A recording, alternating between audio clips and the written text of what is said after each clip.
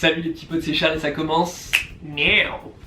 Alors aujourd'hui, on se retrouve pour 5 de mes astuces que j'applique quotidiennement pour se sentir à l'aise face à l'objectif.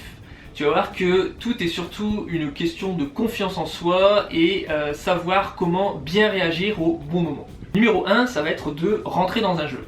Alors je m'explique, si tu veux, quand tu es face à un objectif, comme moi là je suis face à personne, comment je fais pour être à l'aise, finalement il faut te dire que c'est avant tout un jeu.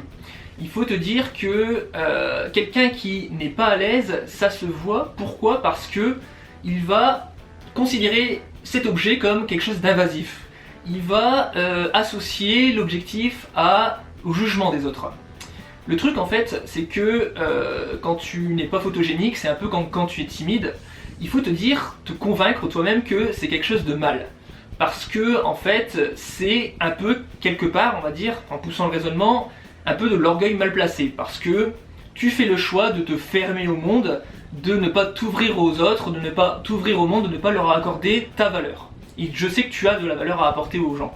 C'est juste que voilà, toi-même t'en as pas forcément conscience. Maintenant, ce que j'aimerais te dire, c'est que commence déjà par, plutôt que déjà, on voit souvent sur les réseaux, ou je sais pas, des mecs qui mettent l'appareil à 3 plombes au-dessus d'eux, forcément, si déjà physiquement ils se sentent dominés, tu te doutes que sur la photo, ils vont se sentir encore plus dominés. Et c'est dommage, parce que c'est comme ça, c'est avec des expressions comme ça qu'ils passent à côté de tout leur match Tinder. Concrètement, mets-toi à la place aussi d'une fille, elle va se dire, si ce mec n'est déjà pas à l'aise avec lui-même, avec une caméra, comment il fera pour me mettre à l'aise moi ? Dis-toi juste en fait que la vie entière est un jeu. Tout est un jeu dans la vie en fait. Et là, en fait, concrètement, quand tu te fais prendre en photo, c'est un jeu de séduction entre toi et l'appareil. Et concrètement, dis-toi simplement, voilà, c'est l'occasion de s'amuser, de se faire plaisir, de reprendre des expressions que j'ai déjà vues dans certains films, que des autres expressions que j'ai déjà vues sur les réseaux, parce que voilà, tu es ton propre personnage en fait. Mon astuce numéro 2, c'est de bien connaître ton corps.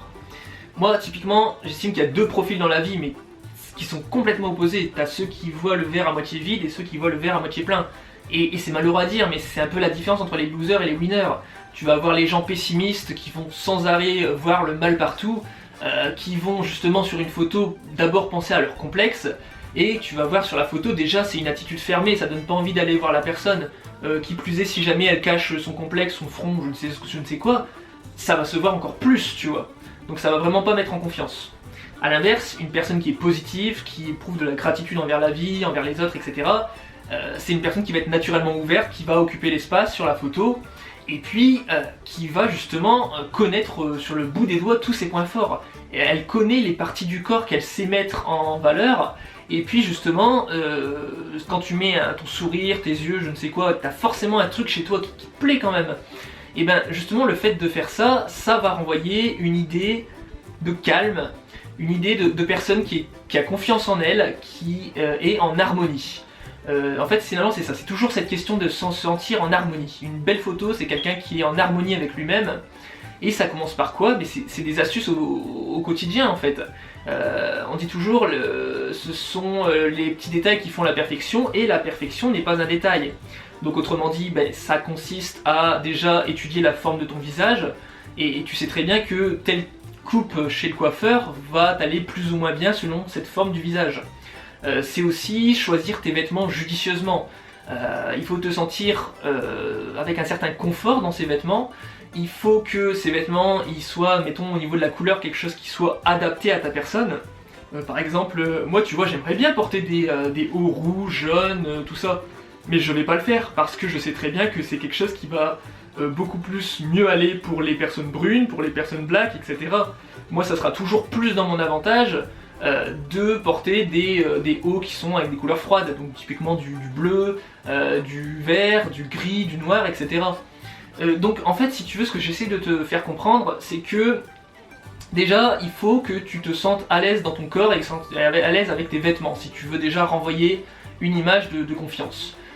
Pareil, quand tu vas acheter un habit, enfin moi quand je vois les habits avec des gros logos énormes qui prennent quasiment tout le truc, pour moi, tu vois, je trouve que ça fait homme sandwich. Comment tu veux que la personne elle soit à l'aise, sachant que tu vois, c'est un peu limite comme voilà, un homme sandwich qui va se balader dans la rue. il fait la pub pour tel vêtement qu'en plus il a acheté. Et puis à côté de ça, tu vois, il porte la marque, il incarne pas la marque. Si tu veux vraiment, je veux dire, incarner quelque chose, des convictions, des trucs comme ça va passer par un style beaucoup plus neutre. Et en fait, c'est pas les vêtements qui doivent prendre le dessus sur toi, c'est vraiment les formes de ton visage, les expressions qui doivent prendre le dessus sur tes vêtements. Numéro 3, s'entraîner devant le miroir. Alors, je vais te dire un truc, ça va pas non plus t'étonner à fond. Personne n'est né avec un appareil photo dans les mains. C'est quelque chose qui se développe, être photogénique.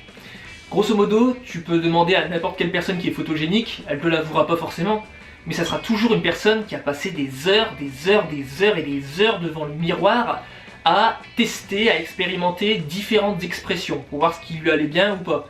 C'est typiquement la personne, quand tu vas venir prendre une photo avec elle, tu peux faire un mode rafale si tu veux, cette personne-là, elle est capable de te reproduire X expressions différentes à la minute. Pourquoi ? Parce que elle a fait cet effort en amont, ce travail sur elle-même, d'intérioriser ses expressions, justement de voir ce qui était bien et ce qui n'était pas bien, ce qui fait que lors du moment X, elle va pas avoir énormément d'efforts à fournir, elle les a déjà intériorisés, c'est tous ces mécanismes, tous ces gestes, etc. Donc forcément ça va paraître beaucoup plus naturel. En fait finalement, dis-toi que la photo, c'est beaucoup de ressenti. En fait c'est être à l'écoute de son corps. Quand tu vas calibrer ton visage, admettons, et ben c'est quelque chose qui va te permettre de bien le contrôler. Moi typiquement je vais te donner par exemple une de mes astuces. Quand j'ai une photo qui est beaucoup plus officielle, où je dois être souriant, j'ai appris à calibrer mon sourire. Je sais très bien que, tu vois, je vais sourire de plus en plus. Au moment où ma canine du haut va toucher ma lèvre inférieure, je sais très bien qu'il faut arrêter de sourire. Pourquoi ? Parce que si jamais je souris plus, et ben ça va faire beaucoup trop crispé, ça va pas faire naturel. Et si je souris moins, je sais très bien que ça va donner l'impression de quelqu'un qui fait la tronche.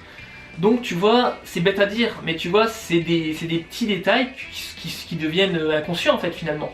Mais qui font que voilà, lors de la photo, bah, tu peux très vite adopter l'attitude que tu souhaites. Numéro 4, l'art de se mettre sous son meilleur profil.